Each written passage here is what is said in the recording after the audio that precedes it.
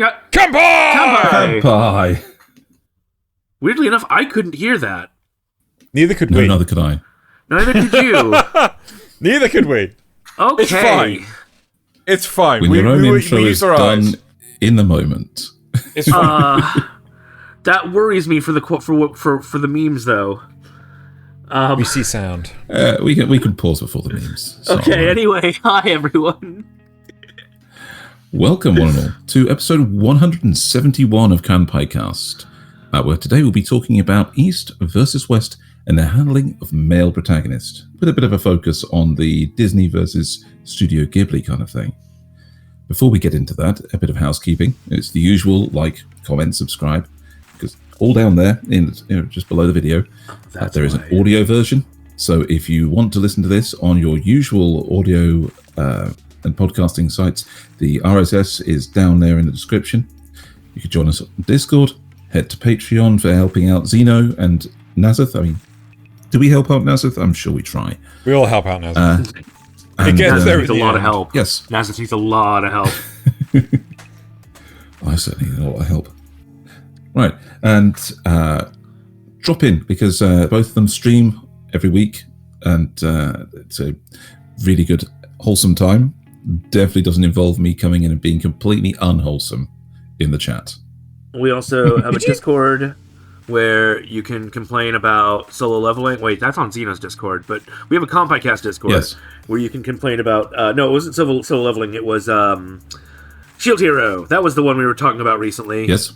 That somebody didn't Did like. we do a group stream this week, Nasuth? I don't remember. Yeah, didn't we do one Wednesday? What did we do? Wasn't that the Helldivers stream this week? Was that this Or was week? it Void Train? No, it wasn't Void Train. Pretty sure. No, Yeah, that was pretty sure last this week. past week it was. I can't remember. It all blends together Fun after a times, though. while. Yes. Not wrong. Any streamer will agree it all blends together. And Xeno doesn't remember these recordings the day after, so what are you going to do? True. I don't remember what I recorded 5 minutes ago. Stick around to the end of the show for the memes, where you'll find some that have been submitted on the Kanpai Cast Discord by you, the viewers. Up to 6 every week, so see if you can get in there early. Right. See if you can On snipe with the the memes show, do you before we think? get to them. Oh yeah, we don't even get to see them until we record this show. So On a minor tangent, Fun I times. don't know if it's criminal that at the beginning of January they started putting out Easter egg stuff. Because, like, I'm getting to enjoy a Cadbury's cream egg, but at the same time, it's blasphemous that it's so early. oh yeah, do you remember the? I think before the recording, at the start of the year, I said it was literally the weekend after Christmas, and I said I have a thing. I pick up the first packet of Cadbury's cream eggs I see and eat them, and then I don't buy any more until Easter. Do you guys And it was not have literally Valentine's that Day? Saturday. We do. That's the thing, and it's not superseded by the fact that Easter eggs go out. Yeah. They were literally out. What the They were heck? literally out before January 1st. I don't think, Nasuth, I have seen them out this early, Easter eggs. That is insane. Right. I think this is like the first year I have seen them out this early. Because like normally they start making an appearance around March time. So, But yes, cream eggs, important things. yeah. Sure, we see Anyway. Christmas stuff in September this past year too, which is just ugh. That's normal for us. At least in America, you get Halloween. We don't Yeah, get well, that. but I'm used to. I mean, I'm used to actually seeing it before Halloween, but not much before Halloween. Okay, should I stop derailing us? Yes. We Boomer spent too long on science this aside. already. Yeah, that was I know. So today we're talking about the East versus West handling of male protagonists, with a focus on movies, in this case Disney and Ghibli. This was a nice little topic I saw bandied about on a couple of shorts, and people were discussing quite vociferously how different each type is handled, because we have great long lists for Disney protagonists and surprisingly few for the Ghibli side of things, because a lot of Ghibli That's movies true. are female protagonists. Well, I don't know if I would necessarily say all the ones you've listed are even protagonists so much as male supporting characters, because you got like the guy from Mulan, right? And I think, yeah, correct. And, so yes, or no, the teacher. Okay. That's even the better bit, because you have the comparison of supporting protagonists, the deuteragonists often, which is great. Break this down for me, Thaylien. Right. Okay. What's going on here? What are we covering?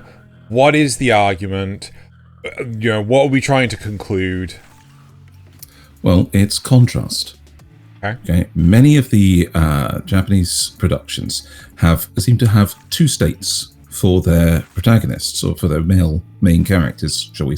If we keep it as male main character in the trip, they are either the supporting character for the female lead, or they are a vastly different and more varied array of characters. They all come across a lot more quiet than, say, an anime series protagonist would. In movies, protagonists are often more considerate and thoughtful, or even slightly sidelined by the other characters out there in the movie. Okay. A good example is Princess Mononoke here. The main character is Ashitaka and his relationship with the wolf princess, with the son. She's obviously takes over as the more in-your-face protagonist for the whole thing. Yeah. Yes, but she is part of the conflict, whereas Ashitaka isn't. He's an observer and also trying to find that balance between the two. And it is not a movie of Princess Mononoke is not him learning about the balance of nature, where it would be in a more Western production. He's not some blind guy bumbling in and having to be shown about the nature side versus the technology side. You see him learning these things, but by experiencing them. So why are we comparing what we see in, specifically Studio Ghibli stuff compared to the likes of Disney? Why are we making this comparison? Because they are very, very similar forces in their respective cultures. Ghibli is often considered to be the Japanese Disney, because the stories that he focuses on and tells are very much focused in the same way that Disney stories are, in both the legends of their respective cultures, but also in trying to show these adventure stories for primarily young, but for all audiences mixed in. And also like quality of their animation as well. Definitely, because they're movies. They have the big budget. They have the story to tell in that particular setting of movies. Okay, fine. So where do you want to start then as a talking point? Well, I'd like to pick up something like the way we... if you take, say, Princess Mononoke and compare Ashitaka there with somebody like John Smith from Pocahontas. Now, where did I put him? Yeah. So John Smith from Pocahontas you can almost see this being a very similar story if you had no context for the actual events. Okay. John Smith arrives, his people arrive, and there is one group that is colonial, industrializing. They want coal, they want gold, they want to exploit this land. And on the other side are the people that are native to the area, the forest creatures, and the nature side of things. A conflict builds up between them, and he's caught in the middle because he has met somebody that he wants to get to know from the nature side, but he also feels more connected to the industrial colonial side. So he and the main character, the deuteragonist of the show, Pocahantas, have to find a way to stop the war that's between the two factions and make some kind of peace. Also, I feel it's important to note before we get too far into this. Due to an oversight, we only have 5 Ghibli movies in our system. So we may talk about other ones that aren't in the system. So we'll just keep these, but we'll only be able to show images from these 5. Yeah. Anyway, John Smith. But we do have a few assets that we can bring up, and that's true. Where is he? He's 10.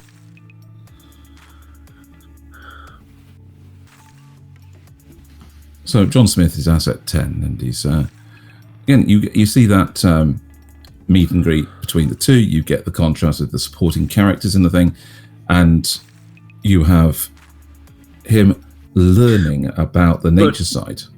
Whereas in this, where they were almost instantly in a romance, you didn't really see that in Mononoke. No. With Ashitaka, you see a quiet and observational man who has his own. He's had his own encounter with the dark side of nature, with the dark spirit. He's been poisoned. He's looking for a cure, and he experiences both sides, observes, learns about both the good and the bad. So he sees how the village works with both the smelting and coal and technology, but also the leader is helping the sick. She's helping a leper colony to find good work, and she's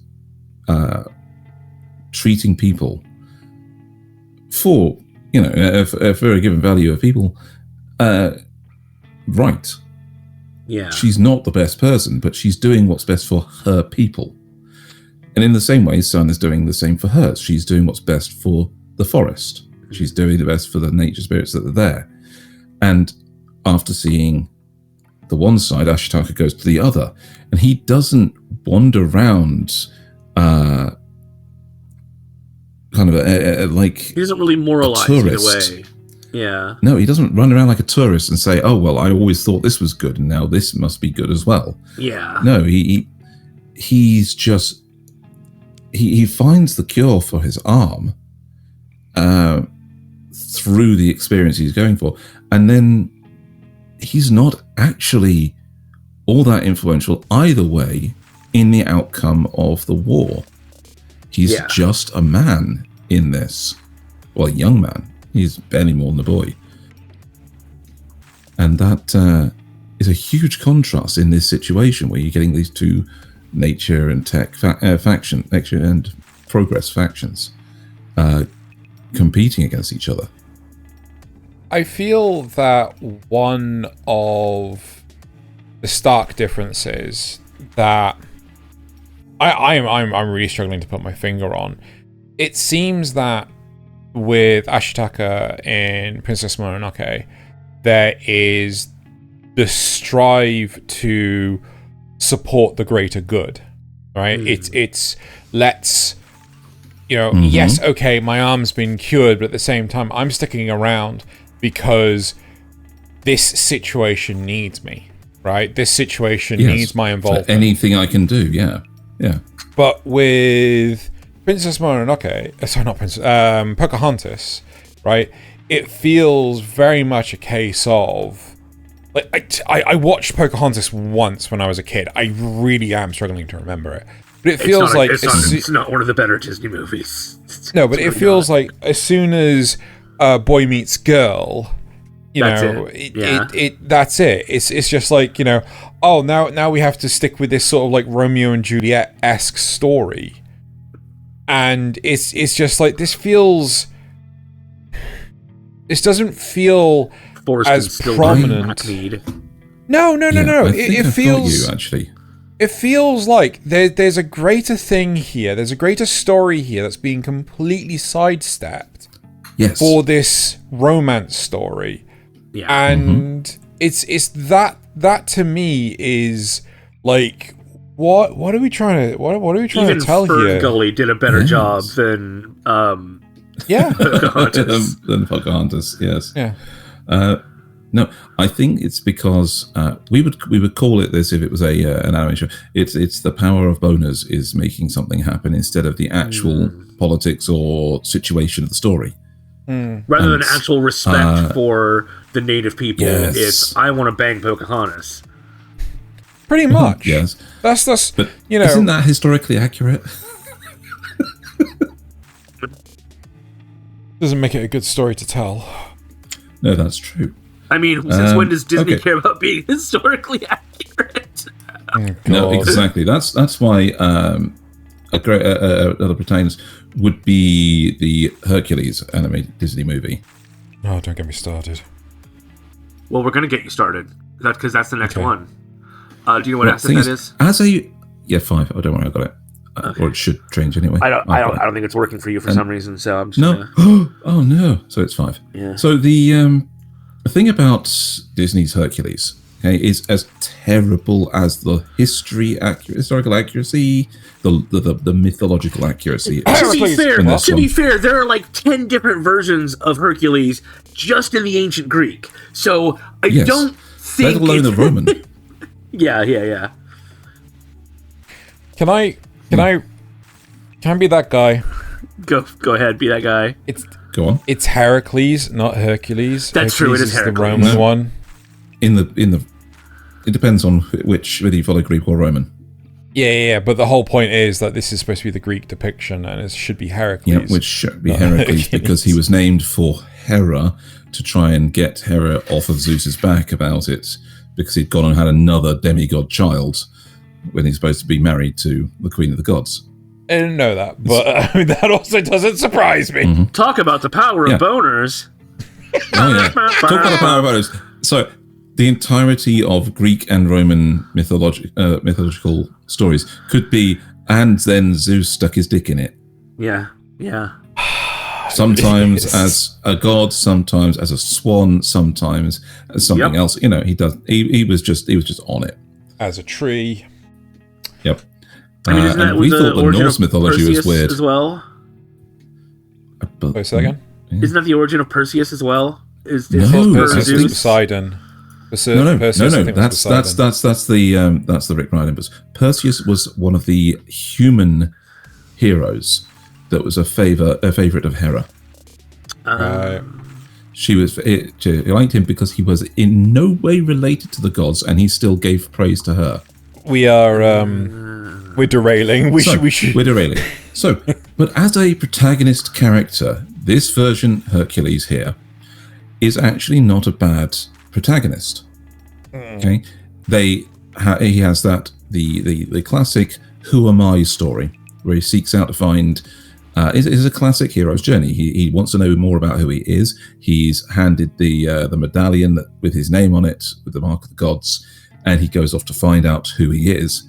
He's told who he is and given a quest to become a true hero on Earth. Okay, and he puts the work in. He tries hard. He tries to be the best he can be, and he's rewarded for it. He actually finds his happiness. I just realized which is something. Completely wrong. This movie has the exact same story as Captain America. Yes. Red Skull is Hades. and Hercules is the Captain America.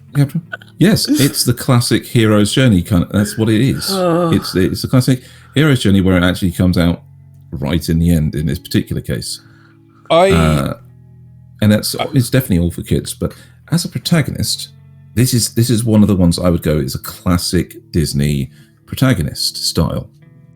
Yeah, but in all honesty, right? I mean, I feel like I'm that guy. I'm the it's anime's better, anime's superior. Honestly, Hercules was one of them ones which was just like, hey, let's just have this main male protagonist who, let's face it, is an idiot. He can do anything and everything he wants. Nothing is a challenge for him except for let's just stalk this woman. Let's just constantly this woman stalks him. This woman stalks him. Does she? That's what Megaretta is. She's sent by Hades to find out his weaknesses. She's a spy, sure. Yes, and that's literally what they do. There's a whole scene of, when Hades is like throwing monster after monster, and he's hitting every curve I'm sending, and then she says, "Well, it seems like he doesn't have any weaknesses." And he goes, "Maybe I'm not throwing the right curves at him," and sends her off after him.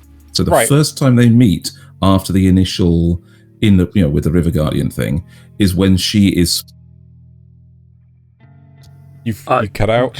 You cut out there right at the end. Sorry. So the first time we meet her after the initial, the first time they meet up again is when she's working for Hades. So there's the whole thing with the rock slide where she's luring him into a trap, or then there's the part where he's sending her to spy on him to find his weaknesses. That's the only two times. I could have sworn he kind of hits on her and a little bit. She turns around and says basically no, and he's just like, I don't take no for an answer. Not outright. He doesn't outright say that. Not in this. No, he never does that in this. But he is like the classic all-American boy. That's why he's so like Captain America. He doesn't push. She has the one that has to push him. She convinces him to slip out and have a day with her. I think, what's the line? Yeah, we out the back door, around the dumbbells, you lift up the back wall and we're home free. It's this comedy take on sneaking out of the house together. She's the bad girl luring him away. I don't really think that there is a comparison in I don't know if there's a Ghibli movie. Yeah. No, this is the thing. It's amazing, isn't it, when you stop and think about it? There isn't this, because this is, when you take Hercules as the all-American boy, like Captain America, you've got a couple of other ones like him, right, where they try and give him this hero's journey.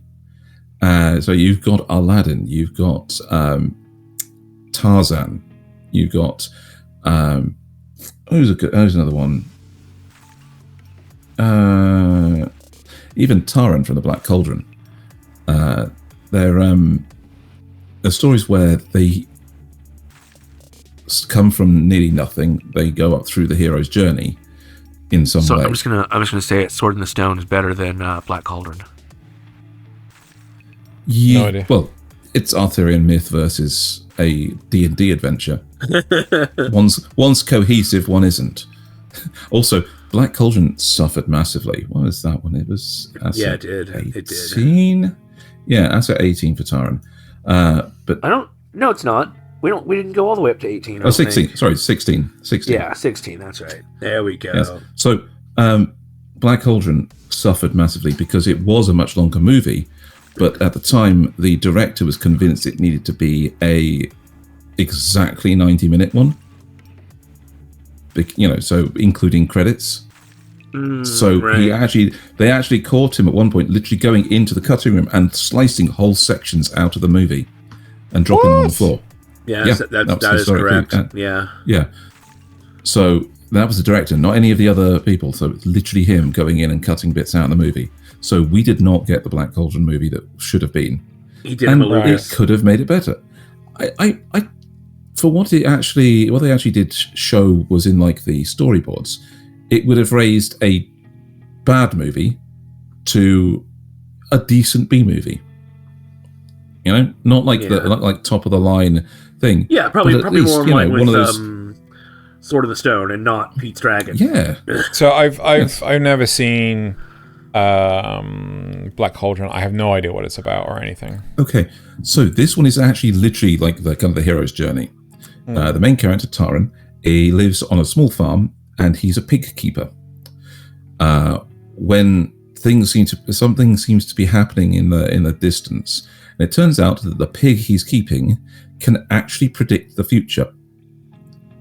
And that's what his master has been doing this entire time, is protecting these pigs, this pig called Henwen, who can predict the future.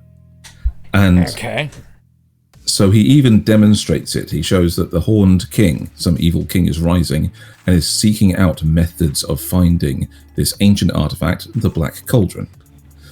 And the pig could be that source, so that's why they're protecting it. So, the Master Dolben sends his pig keeper's apprentice with the pig out to a safe house across the other side of the forest. Okay. But they don't make it. The Horn King's wyverns find them and snatch up the pig and take her off to the castle. In attempting to get her back, he meets up with the princess.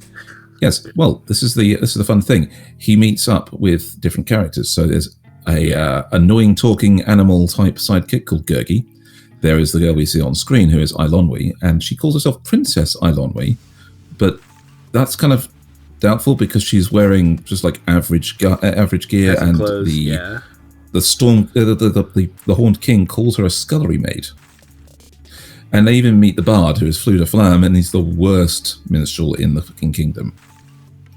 And somehow they manage to get into the Horned King's castle, destroy the Black Cauldron, nullify the Black Cauldron's power, and rescue each other a couple of times, and live on into a happily ever after kind of ending.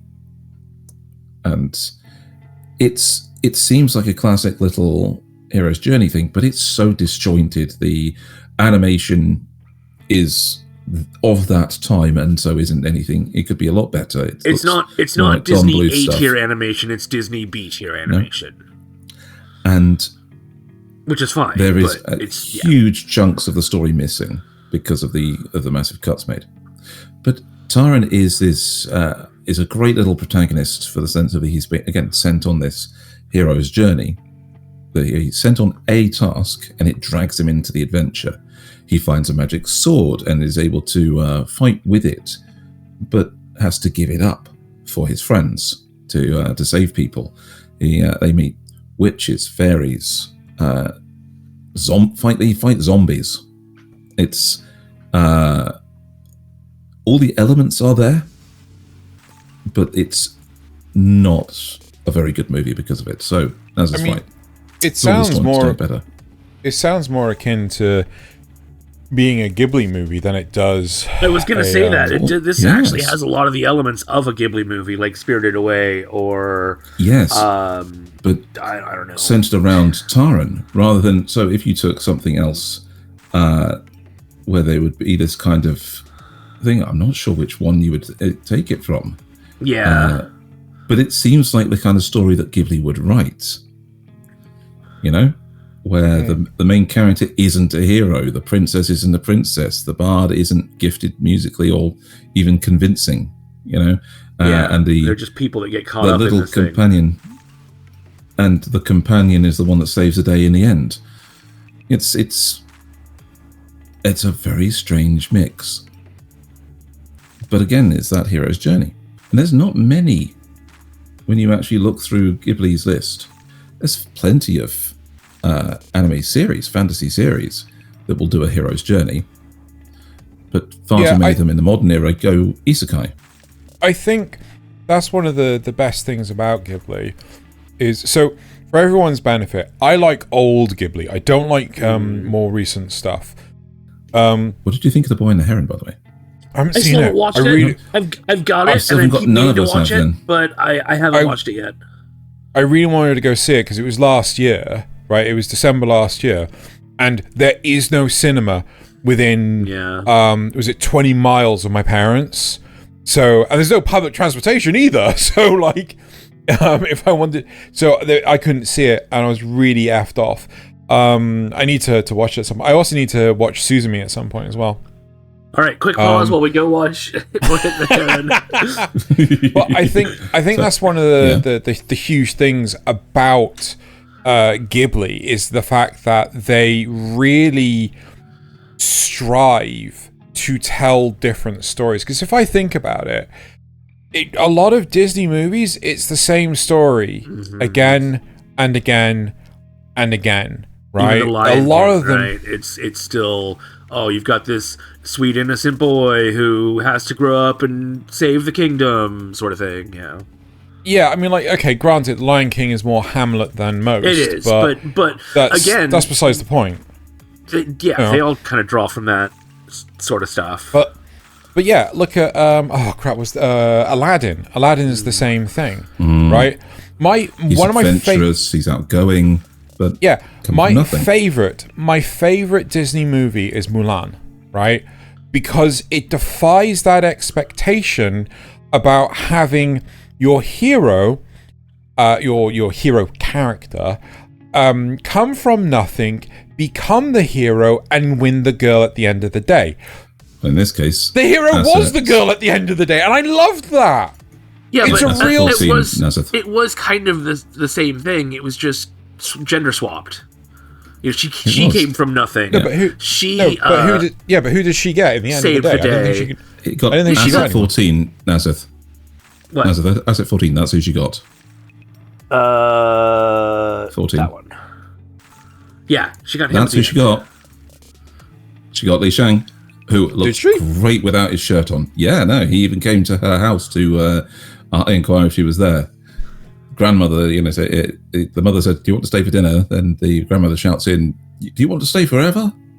That kind of thing. Really? Is that how the movie ended? Yes. I don't remember this. Yep. That was, in fact, how the movie ended. She returned home to her father, showed him the gifts from the emperor and the sword of Shan Yu, and he dumped them on the floor and said the greatest gift in the world was having you as a daughter. I thought that's where it ended. Nope. And then Li Shang appears to talk to her, to try, and he's tracked her down to her father's house to see where his gay best friend has gone. Oh. Anyway. But I'm not saying that's a bad thing, because it was still really progressive for the time to do that, you know. Yeah. But it is still essentially the same story. But what's important with this one, Li Shang, right, sets up these tests for the recruits. Okay, where at no point in the training, in the whole be a man thing, is ever mentioned that having the right dangly parts is required. True.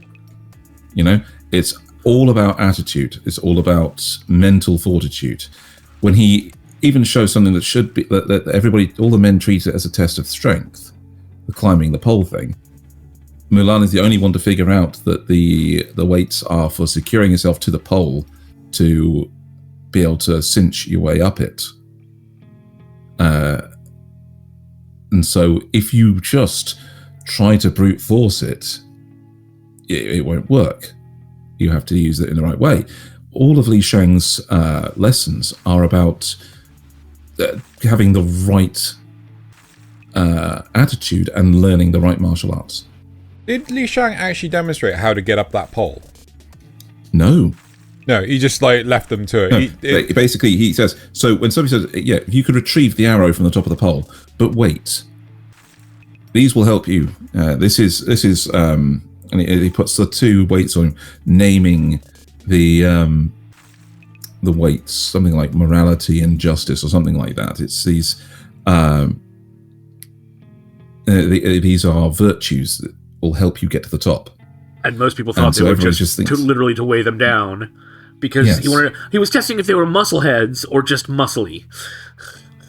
Wow, that is so Captain America. That is the whole, he just pulls the pin out of the flag at the top, and the flag falls down, he picks it up. Jeez.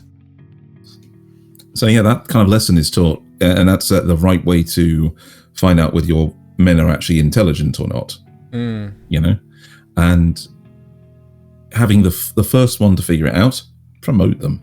The rest of them, show they're great infantry, but they won't be commanders. Yeah, I'm not gonna lie, but the whole fact that Mulan gets the guy at the end kind of spoils it for me. Yeah, it's really. It's I mean, it is just the same as all the others. Regardless of gender and things like that, it's just this is just another copy paste of the other movies. Yeah, it's the equivalent of Return of the King, where Arwen appears from behind the flag at the end, just to be his queen. This was part of the. There's the Disney. I think it's the Disney Renaissance, which was to me right up until Lion King, and all the movies after that for a while were just it's like they'd found their formula and they were just going to keep sticking to that. And tell me about it. I mean, you could see it kind of in Aladdin too, but there were still a lot of creative things 100% in Aladdin. It was 100% in Aladdin. Do you know who So this is the thing. This is actually, funny enough, it's just two guys. They wanted to make a movie, right? And you'll never guess which movie they wanted to make. It was Treasure Planet. Yes, that was yes. it. Yes, they want to make Disney Treasure Planet. dicked them so many times. Yes, but what they said was, okay, if you can give us a classic movie that will be a real blockbuster, then we'll let you have it. They went away and did Aladdin. Was it Aladdin? No, sorry, no, it was The Little Mermaid. When they did The Little Mermaid first. Yeah. They did The Little Mermaid, then they did Aladdin, then they did Hercules.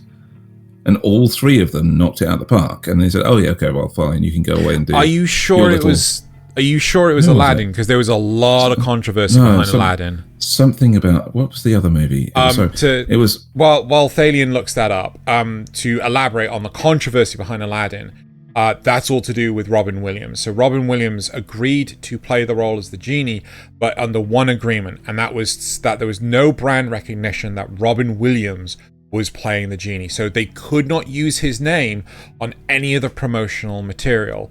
And they did anyway. Yep. They did it. It was Aladdin. So it's The Little Mermaid, then Aladdin, then Hercules. Right, okay. They did. And then he worked on Treasure Planet.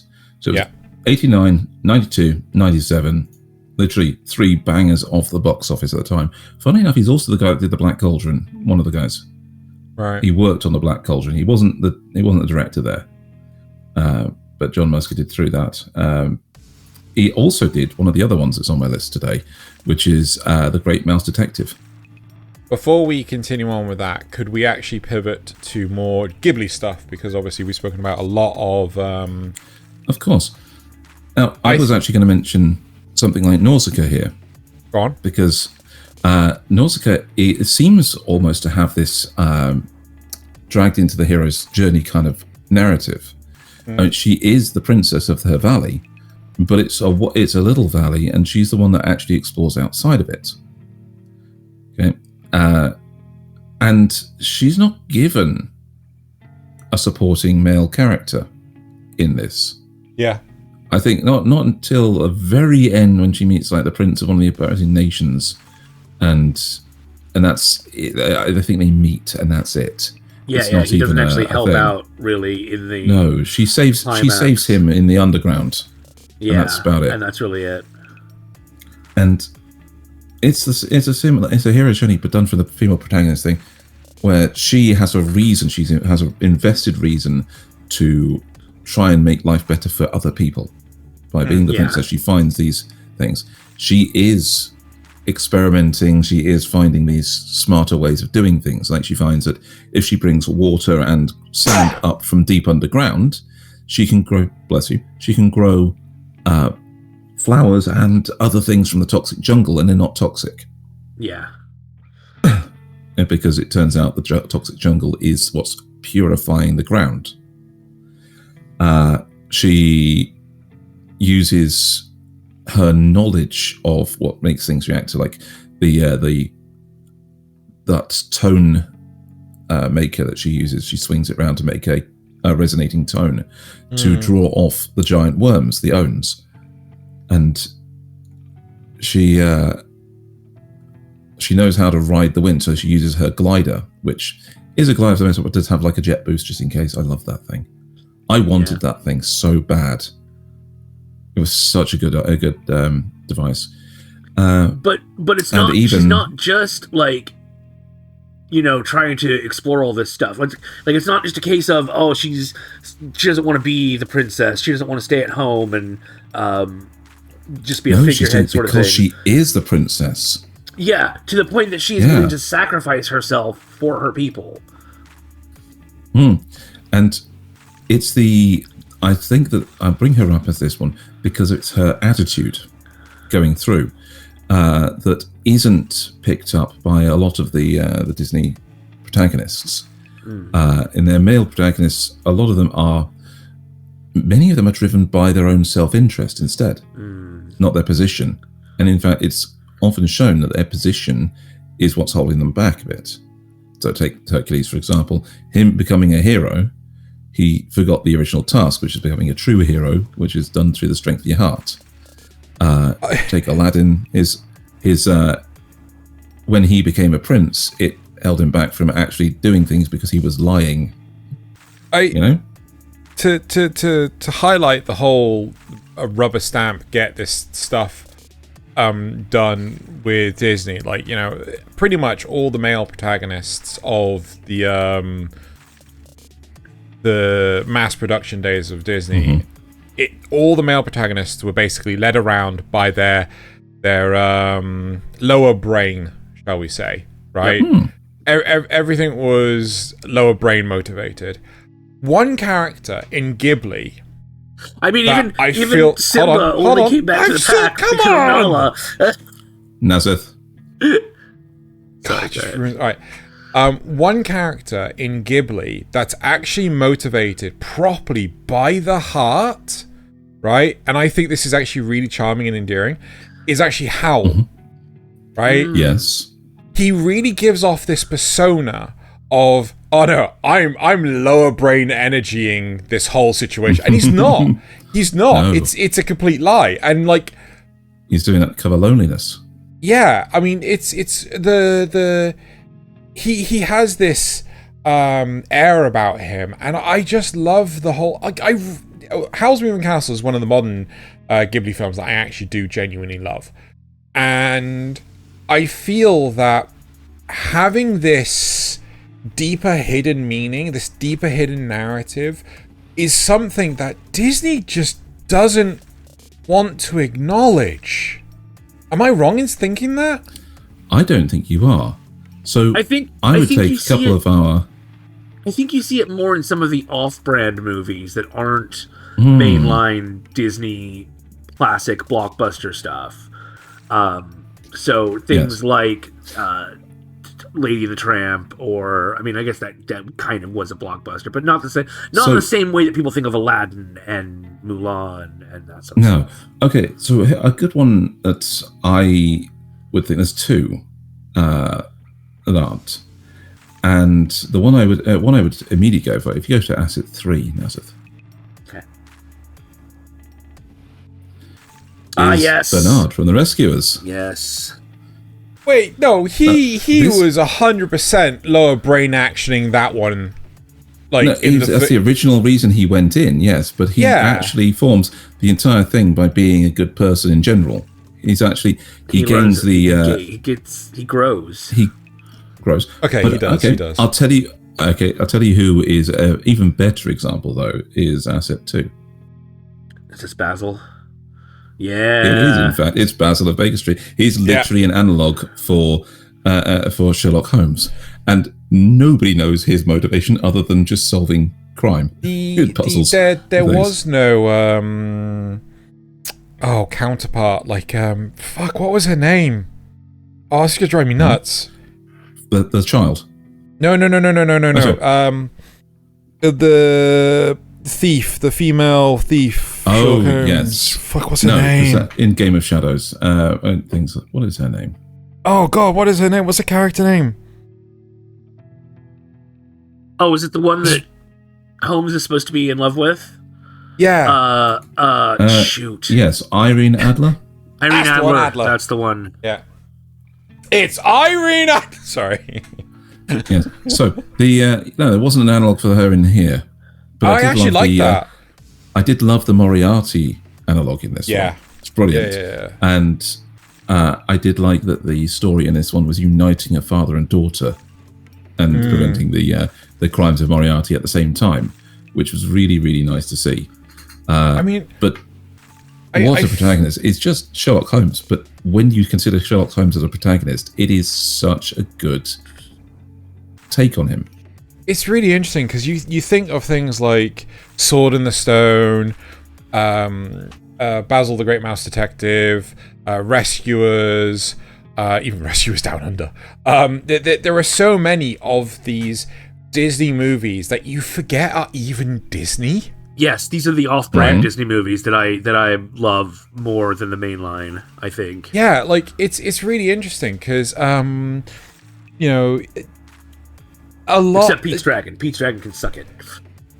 I would love to see some of these others, like Rescuers or Basil the Great Master Detective, have a sort of like a live-action adaptation. Because I'd love to see what they would do with it, right? As opposed to, hey, let's just hash out the same movie again, but CG it. Yeah, like the Lion King. Yeah. Actually, there's actually a blockbuster one. We haven't. I don't know if you guys agree with the sentiment, but Beauty and the Beast, right? That is on the list somewhere. Which one? The guy that is Little Brain Thinking. It is. Let's see, which asset was it again? It is asset 12. 12. So the character that is Little Brain Thinking the entire time throughout the movie, is Gaston. Is Gaston? It's the villain, right? Yeah, it's so good. It's so interesting how in today's society, Little Brain Thinking, this is really becoming a term, along with Cum Brothers and it's alright if it's done good. Little Brain Thinking. Wait for your fridge magnets.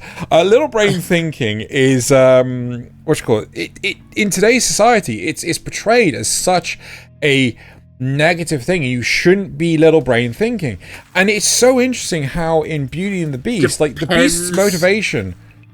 It depends on if you're in the red pill circle or not, because people in the red pill circle love little brain thinking. I'm intrigued. I believe Gaston should have got the girl. I'm sorry. What? Hold on. You need to elaborate on this now. That's what they think. There was a whole thing from the red pill side that Gaston should have got the girl. Is that they think that in a regular situation, if this was in real life, because he's an alpha, Gaston going out and actually saving the girl from the Beast would be considered the right thing to do, and that his attitude of going for the soft-spoken, bookish girl instead of all the blonde bimbos around her was actually admirable instead of just vile. Is this red pill a reference to the Matrix? Yes, and so kind of, yes. People who are in the quote-unquote red pill community believe that they have woken up from the reality that is trying to keep them suppressed as unmasculine men. You know, the metrosexuals and the sensitivity trainings and all that stuff that is trying to tell them not to be men, and men need to be tough and rough and go out hunt treat women like shit and, you know. Yeah, because, you take the red pill, you wake up and you find out how to... I thought it was take the blue pill, you wake up in your bed and... believe what if you want to believe. Yeah. Just like super brain then. Yet somehow this is different from being woke. Woke. Yeah. So, anyway. Gaston apparently is a hero to the red pill. Okay. Hold on. Is this a legitimate train of thought? No. Belle said no. Belle said no. Leave me the fuck alone. Right? No, this is not okay. Yes, but no means yes to them. Oh, no. Yeah, it's back from that value. So, Nasuth, no means you should try again. Are you being... Is this a legitimate train of thought that they think? This is legitimately what they think. So red pill thinking is no means yes. No, when it's a woman, try again. Women are playing hard to get, and so you just need to keep trying, and eventually you'll wear them down. Or you'll prove your worth, and then they'll, women are hypergamous, which means they marry up, whereas men are willing to marry down, and sort of thing. This is why I see shorts on the likes of Instagram and YouTube, and TikTok, because we still have it now. I'm joking. This is why I still see shorts where a husband will ask his wife, "Do you want anything to eat?" She says no. He asks again. She still says no. He asks again. She, for a third time, confirms, "No, I don't want anything to eat." He then buys something to eat, and then she's mournfully looking at his food, going like, "Can I have some of your food?" I was like, "No, I just asked you. I'm eating this." Right? And then he just scarfs it all down. It's that sort of thing, but that's more like relatability humor, where in fact many relationships a partner will say, no, I don't want anything, and actually not mean it, or will change their mind once you have it. Yeah. And it goes from both ways. It's both ways. A little bit of FOMO. A little bit of FOMO. Yes. So, do you want any chips? No. Proceeds to steal my chips. Do you know who Andrew Tate is and what he's done?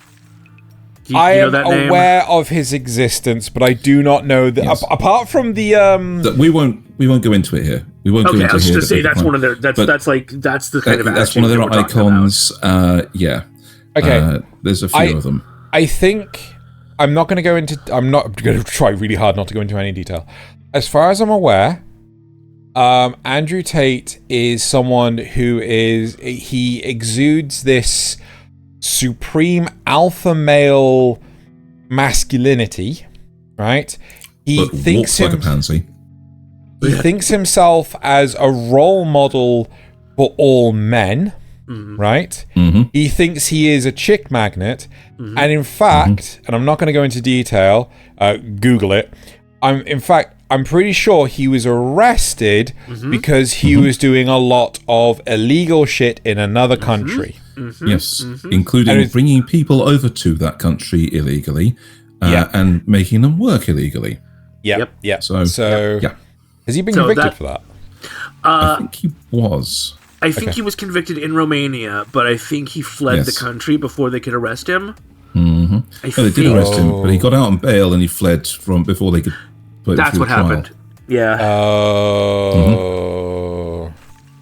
Yeah. Oh. Indeed. Anyway. So that is the kind of people that support Gaston for a main character.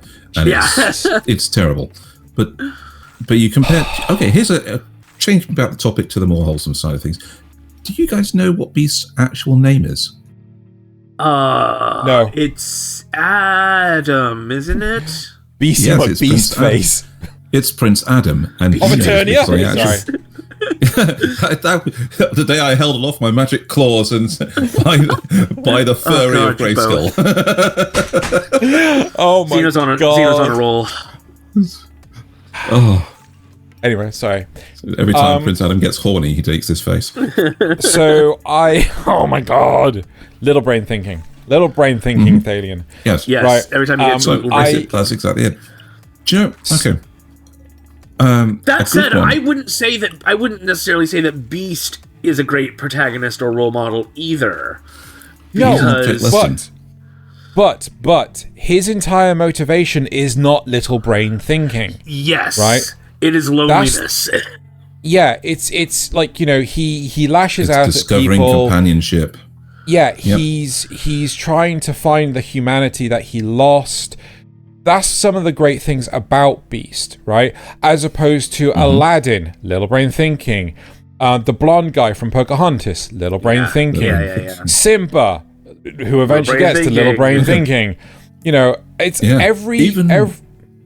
even the Disney Renaissance stuff. If you want Little Mermaid, Asset 13. Nasuth. Oh yeah.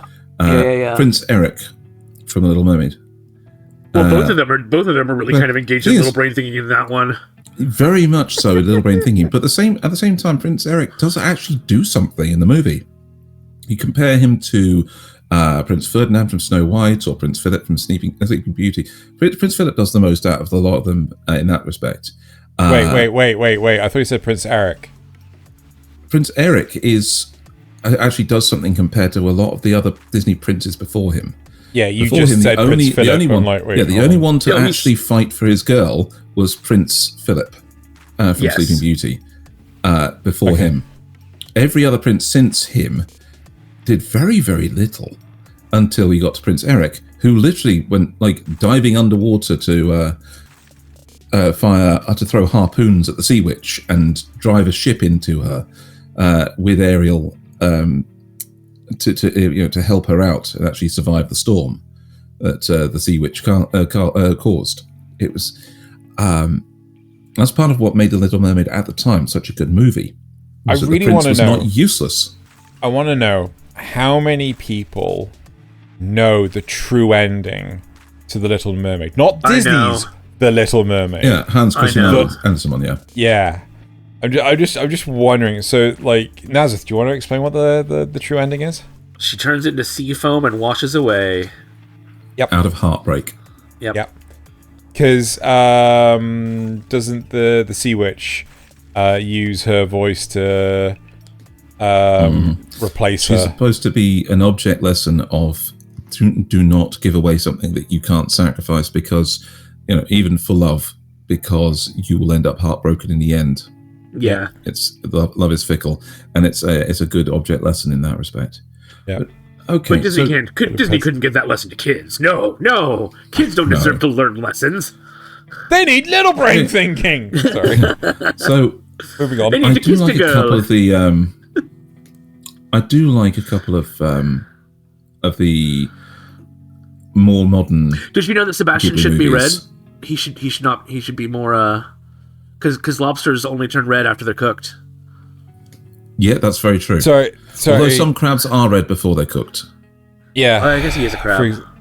Yeah. So again, Thaylien, what were you saying? Yeah. So there are a couple of modern day Ghibli movies, more modern, shall I say? Okay. That I really like because they're based on some of the other things in fiction, much like Disney movies are. So in this case, The Secret World of Arrietty is good. Yeah, I like this one because in a sense, because of the male protagonist is just an ordinary guy. His name is Shou. He's just going to his old to his mother's childhood home with his great aunt and a housemaid. And when he's there, the first date, and he managed to discover that the borrowers exist, the clock family. And it is the story of the borrowers. That's a well-known Western story that is being retold. And I found the fact that even though it's a standard Western film where it's an ordinary boy going in and trying to do something for the extraordinary world he's discovered, they don't over-egg it. They don't over-push him as a character. The entire focus is on Arrietty and her inventiveness and the clock family having to get away from the house in the best way they can so that they aren't found by anyone else. Was Arrietty made by the sun? Partly. As I like to call him Fail Son, but that's not nice.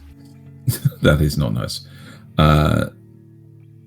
So yeah, I believe it was. Yeah. Oh no, it wasn't even the sun. It was Hiromasa Yonebayashi. Yes. So he's one of the ones from Studio Ghibli who was trusted to take over a couple of the movies. Goro is the one who did Wizards Tales from Earthsea, which was another Western adaptation that they ruined. Yeah, they ruined that one, definitely. So it's interesting in that respect because when you take such a simple story like The Borrowers, and it's just this: the human stumbles onto magical world, human tries to help that world, and then that world moves on beyond them, and the human's life is changed, but also still the same.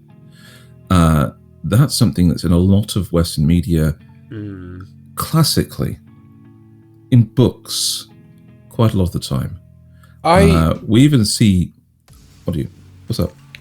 I don't know how much I agree with this because, when I watched Arrietty, unfortunately, I've forgotten the whole thing, right? Because I didn't enjoy it. I put up with it, and by the end of it, I was just like, dear God, I wish I had those 2 hours back. Tale of Earthsea is another one that I struggled with massively. Have you, out of curiosity, have you ever read the books for Earthsea? No. I think I did start The Borrowers, but I never actually finished The Borrowers. Earthsea books are good. But again, the whole thing is, the point I want to make is, I feel that when it comes to Ghibli movies that, I could be horribly wrong on this, but Ghibli movies that originate from Japan tend to have a really good moral to the story, like a really well told moral, not like a moral to the story that's not obvious or anything like that. It's just like, yeah, this is wholesome, like Princess Mononoke, which I think is potentially the best moral of the story. Indeed. Yeah. You know, best, closely followed by The Cat Returns, right? But I feel that with the stuff that they adapt from the West, the moral is often lost, and it just feels like I'm being told a story at a campfire, and I'm wondering when the fuck the point's coming. Like, what's... Well, if I'm telling, then it's never. Self-deprecation. For the win. The worst kind of humor. But do you know what I mean? Yeah. I actually do. I do get that, yes. So, because... I think it's because there's a difference in the subject material for that. And, yeah, I can see that there is a cultural difference, almost a dissonance between the two, that means that where a moral might be easily told from a Japanese person to a Japanese person for their cultural morals, trying to take a Western tale with a moral, retell it from the Japanese perspective to Japanese people, then they might not get it because the culture is just based different. And in that retelling, because they're trying to tell it to their own culture, they also lose the moral for the other culture. But I just feel that some of the stories that, it's even like showing the Western... It's like you show an American Spirited Away, and they may not necessarily get what's going on, because they just don't have the grounding in the Japanese mythos and the stories of being, there's that original isekai from however many years ago where a guy goes to an underwater kingdom, right, and lives down there for a while. It's that sort of tale that we don't necessarily have as much in the West.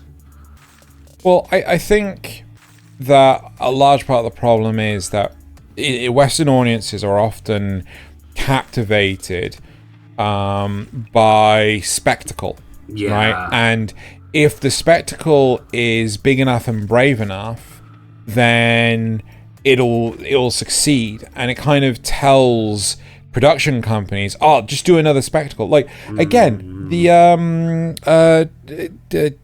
Treasure Planet was a really, really good movie, but unfortunately, because it was suppressed so badly, it didn't do well. It was like, you shouldn't do any more of this. Yeah, but you crushed the marketing. Yeah. Meanwhile, Transformers releasing at the wrong time. Yeah. And Transformers has a huge following already. I feel that a lot of the time, with Western stuff, let's stick it with Disney, right? A lot of the moral of the story with Disney stuff is so last minute that it's just like, what am I even... this is all spectacle, all pomp and circumstance. Whereas when it comes to... And this is one of the best Ghibli movies out there. When it comes to... Actually, no, I'm going to pivot. One of the so culturally different ones, which is Porco, right? That movie is just brilliant, and it's telling a moral to the story the entire way through, right? It has a bit of a sad ending, right? But at the same time, it's incredible. But I just feel because Ghibli is trying to adapt these more Western stories, the moral of the story, which is so prominent, Ghibli, is just lost. So that just made me think, when you talk about having the moral be told the entire time, okay, there is a movie that does tell its moral from the start, because you clearly see the situation that's wrong, and then the journey that... Is it Robin Hood? No. Oh. If you head over to Asset 15... I don't know why I keep moving that down there. Yep. Ah! It's the Goofy movie. I've not seen the Goofy movie. Yeah, I'll be honest, I haven't either. I know about it, though. It is absolutely a time capsule, but it is still... but the message it sends is timeless. The start of the movie, you have a dad and a son living together. The son is absolutely convinced he's going to go off for his summer vacation and do all the great things with his friends, be independent, and is going to just enjoy summer. Oh, and the son's like, mid-teenager, so he's at that really rebellious age. Yes, exactly. He's right on the rebellious age. He's skateboards. My parents are old things. and uncool and cringe. Cringe. Yeah. And so, but then Goofy has been planning for this year because it's his son, going to be his son's, I don't know, 15th birthday or something like that. He's going to take the same family car trip that his father took him on, where they're going to go off and visit these different places, loop across the whole country, and go fishing at this particular lake that they wanted to go to. And he doesn't tell Max until the day before they're supposed to be leaving. He just presumes that Max is going to have the free time because he's going to be on summer vacation. Yeah. But he's not a little kid anymore, and you can't just go, Yeah. Yeah. The problem really starts when Max gives the excuse that he won't be going to this party with his friends. He won't be watching the Powerline concert with his friends at this person's place and meeting up with this really cute girl that he likes, because he's going to the Powerline concert himself. And he will actually be, because his dad is an old friend of Powerline, and he'll even be on stage. So it's this big lie that kind of snowballs when he's telling it. And so the trip is not, it's all cringe for the poor Max.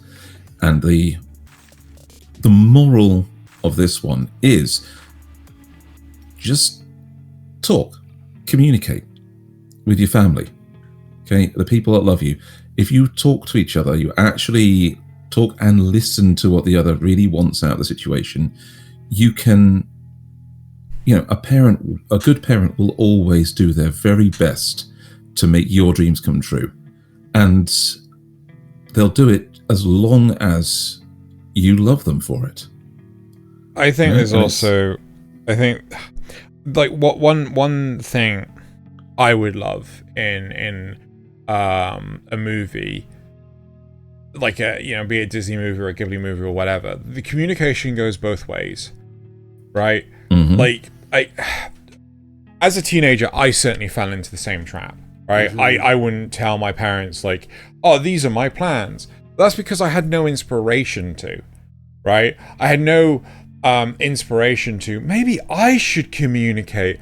It was always a case of like, you would watch movies. Why don't my parents know what I'm thinking, essentially? Exactly, right? And it's like, certainly when you grow up, I wish there was a movie out there, maybe there is, that would basically teach you the moral of the story of, you don't know what anyone else is thinking, communication is key, right? Presumption of perception is the biggest downfall of society. I think those exist, but the problem is that a lot of teenagers don't want to, they think they know everything, right? And so they don't want to listen.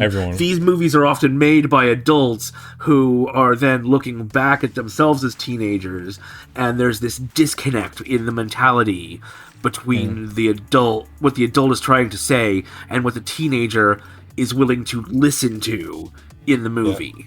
The message they're willing to come away with. Yes.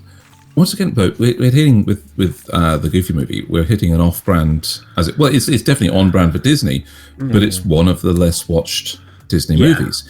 It's the one with the good male protagonist. It's the one with the good story and the good lesson to learn from. It's also one with a really epic soundtrack. Too, in a Disney, that's where it's not one where like, wait, did the mother die? No. I can't remember. No, it's Nasuth. It's more than that. It's the single parent dad.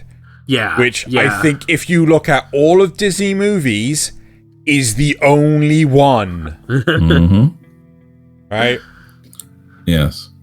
I mean, the ones where they actually have both a mother and a father are things like Hercules, where he has 2 mums and 2 dads. Does he? Yeah, because his father's in that movie. Zeus and Hera are his parents, and he has Amphitryon and his mother as his human parents. Oh God, I forgot they were even in that. Yeah.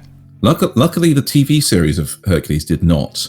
Yeah, and actually had a thing where Hercules was going to invite Zeus to a school event of some kind as his father, and Zeus literally transported his adoptive mother and father to the event instead.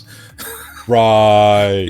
As a heartwarming thing. It's like, oh yeah, that's also my parents, and I should love them too. And the series did a very wholesome episode on that one. It was good, but the movie. No, they're just forgotten from the first musical. You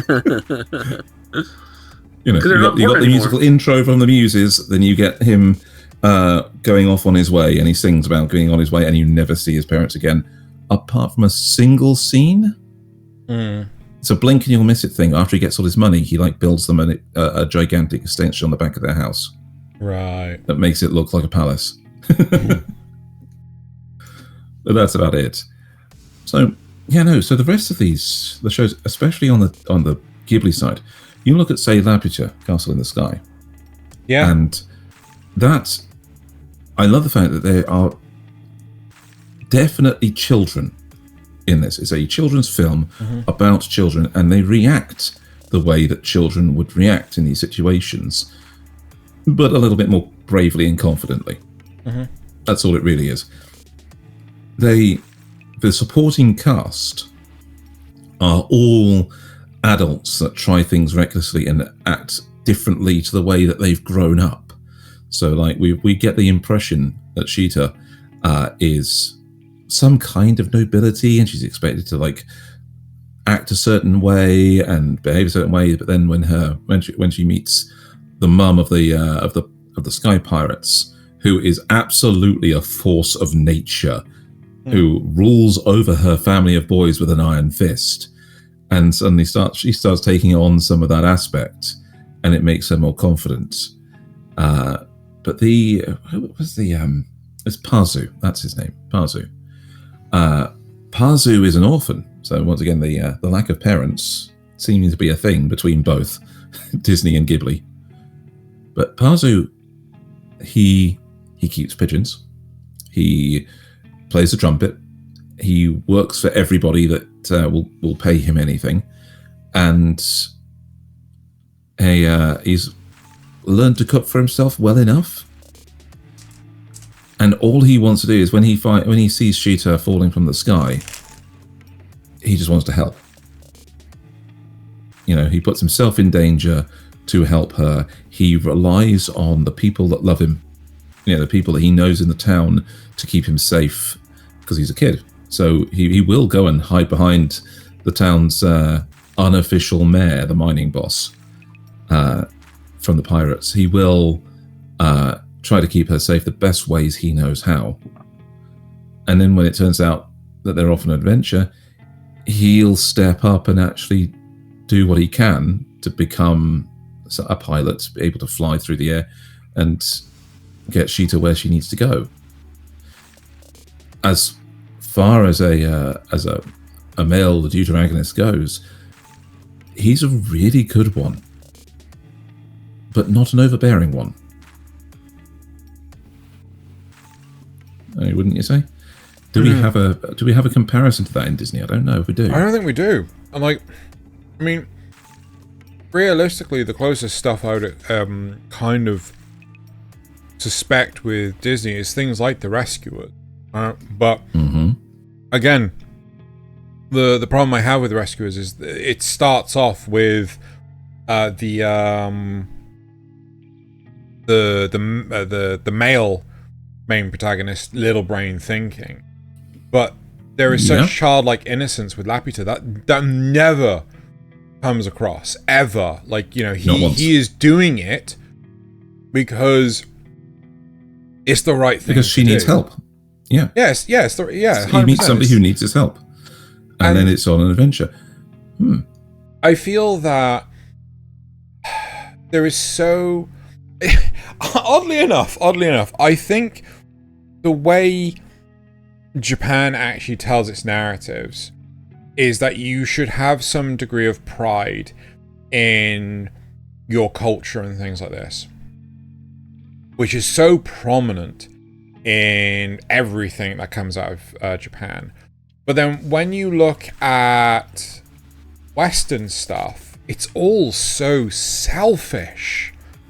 It's all in it that, you know, this, I'll do it if there's something in it, if you're sweetening the pot, if there's something for me, I'll do it if, you know, and like, you know, when you have narratives like Laputa, like Princess Mononoke, like the Cat Returns, right? Like, you know, it's when you have these excellent moments of I'm doing it for the benefit of someone else. There's nothing for me to gain in this whatsoever. It is. I feel like Disney stuff pays lip service to being selfless, but in it says one thing but does another, right? Actually, it's a case of those do as I say, not as I do.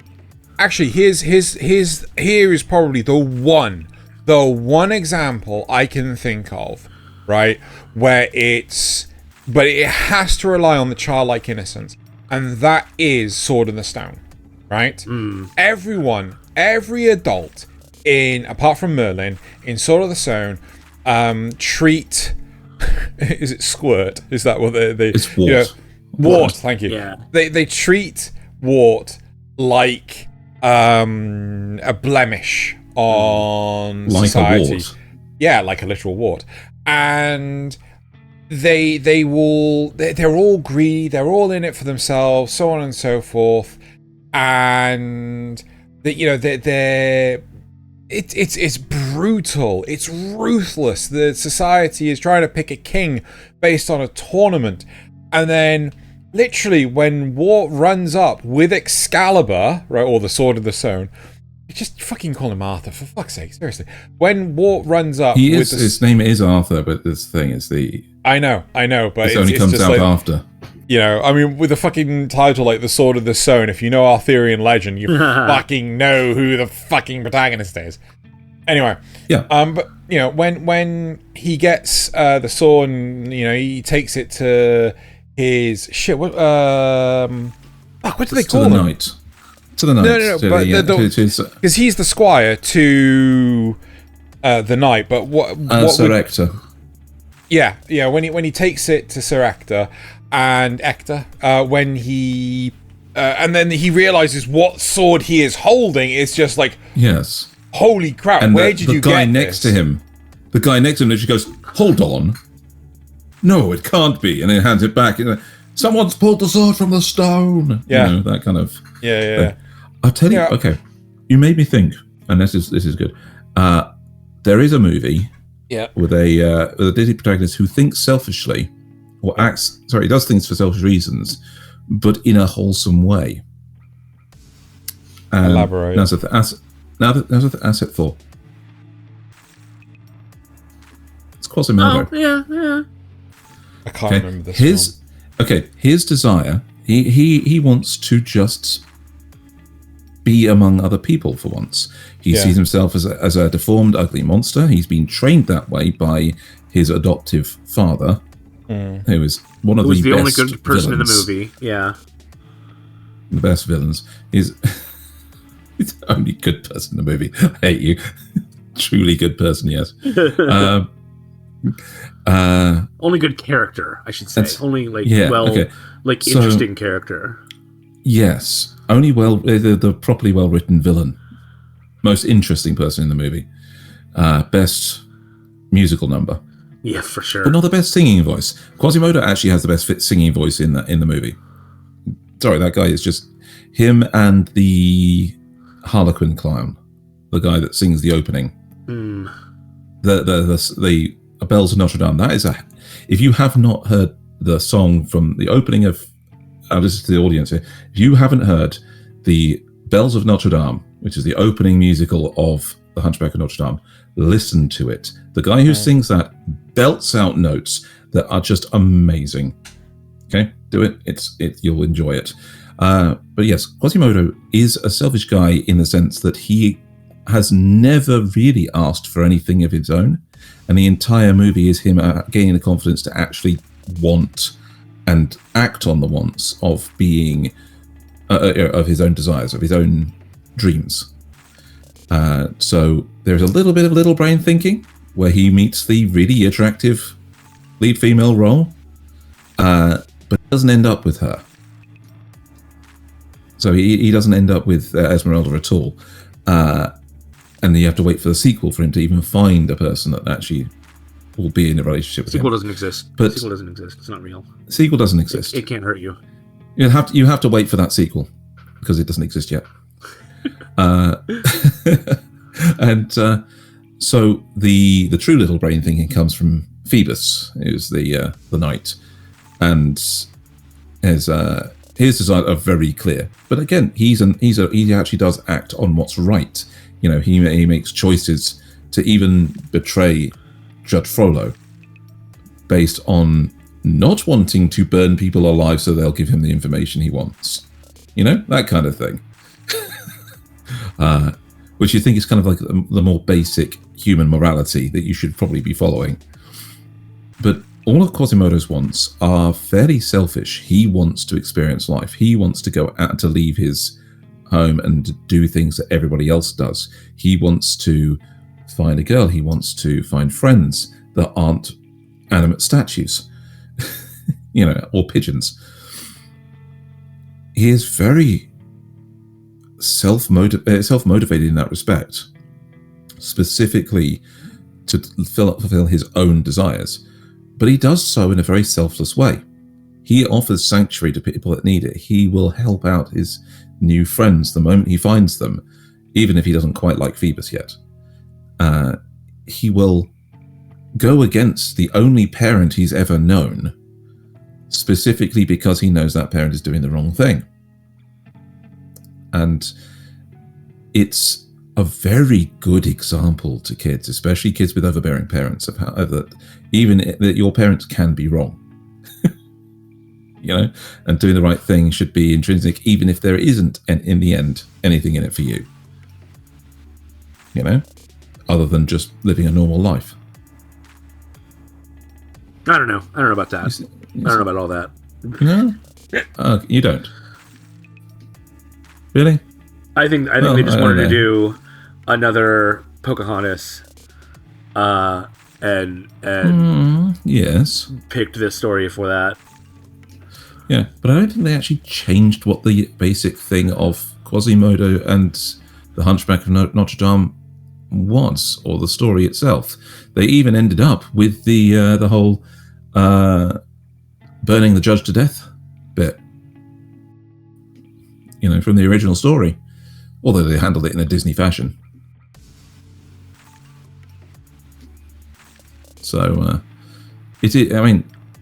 as contrasting protagonists in this one, Quasimodo and Phoebus are very, very different people, and you see that in the movie. And I liken that to a bit of the Ghibli stuff, but it's not.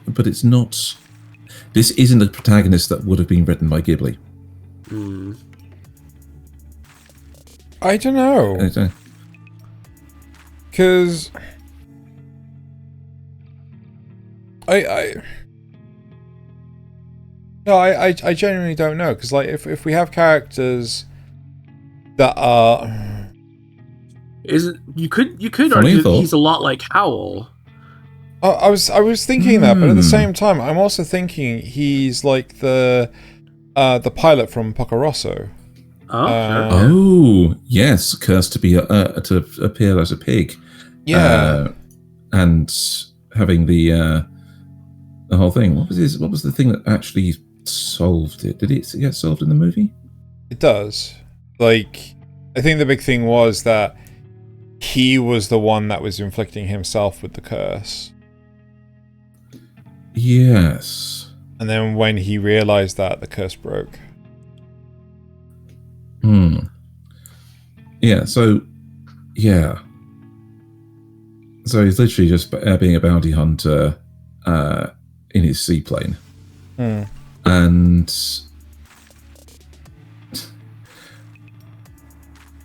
he has to actually pull himself together and actually fly for real, fly for his honor, fly for a reason, a cause again, before he'll actually become himself once again, because the selfish natures of himself was powering the curse. Yeah, I get that. So that is very close, but I think that Quasimodo in this one, by comparison, yes, has a very similar thing to it, but it's more that he is almost the damsel in the tower, to be brought out of his shell by others. Oh, so it's Castle Cagliostro. Got it. Fair enough. Yeah. Good answer there. Which is technically not a Ghibli movie. It's just Miyazaki. No. So it's interesting because I think this is it's almost in the same way that Mulan reversed the gender roles for a hero's journey. In this version of the Hunchback of Notre Dame, it almost reverses the trapped damsel in the tower. The Disney princess.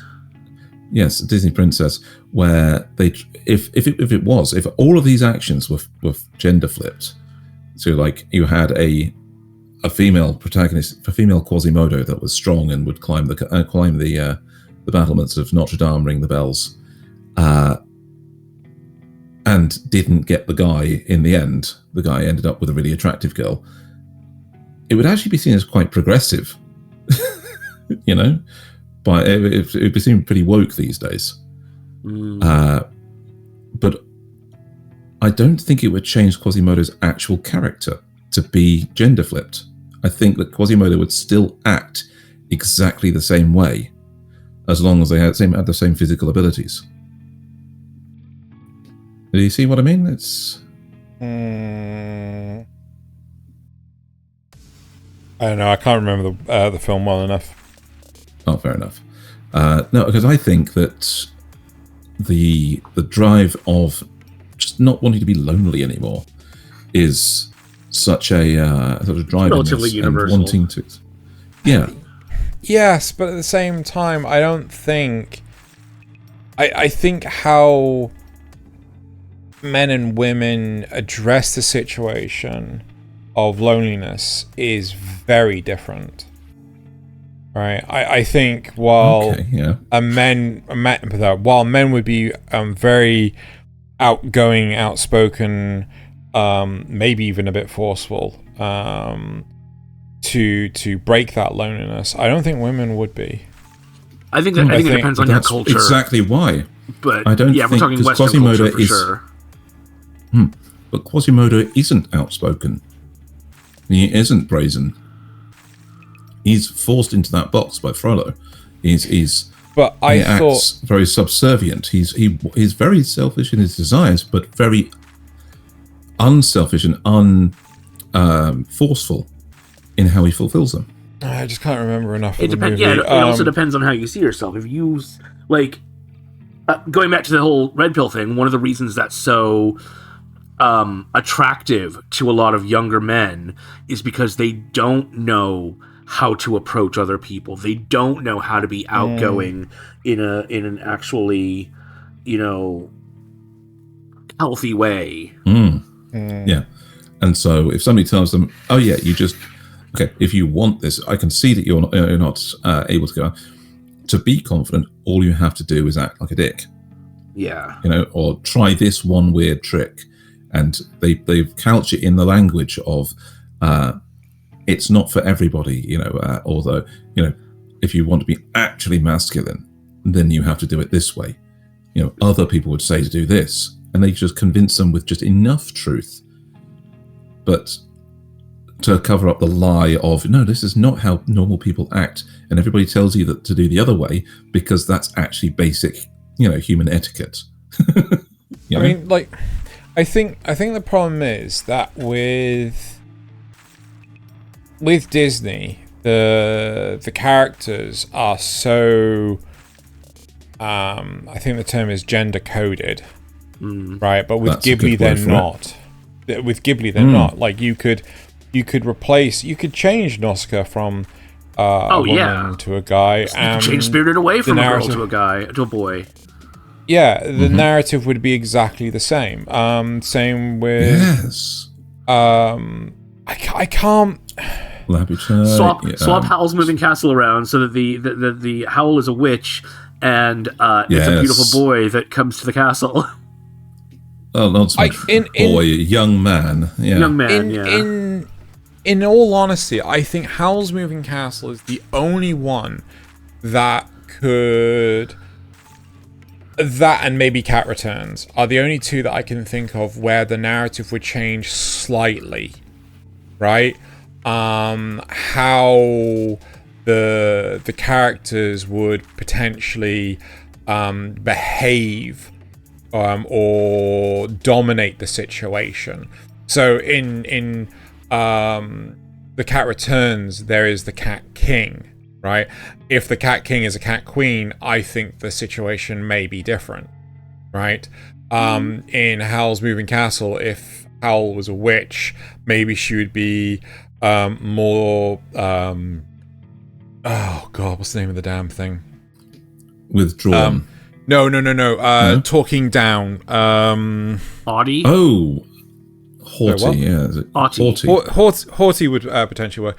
I can't remember her name. I can't remember the female protagonist in Howl's Moving Castle. Really? I can't remember her name. You can't remember Sophie. Sophie. God, yeah, Sophie. Like Sorry, shit. Oh, that's my cousin's name as well. If Howl was a woman, I could, and Sophie was a guy, I could see the relationship at least starting there differently. But I think in both situations, it would always resolve to the same way, right? But with Disney movies, I cannot see Jasmine in Aladdin's role. Exactly! That's literally what was going through my head. I cannot see Jasmine pulling the same shit Aladdin does. Yes. Well, that's because she's not an idiot. Yes, that's very true. Jasmine's actually intelligent. But if you made her an idiot, then sure, it would work fine. I think the other side of it is just like, lower brain thinking. Yeah. If she was a poor little street rat who found a magic lamp that would give her everything she ever wanted and asked to be a princess, I don't know. I could see it kind of playing out the same. Lion King, though, I don't think Lion King would play out the same.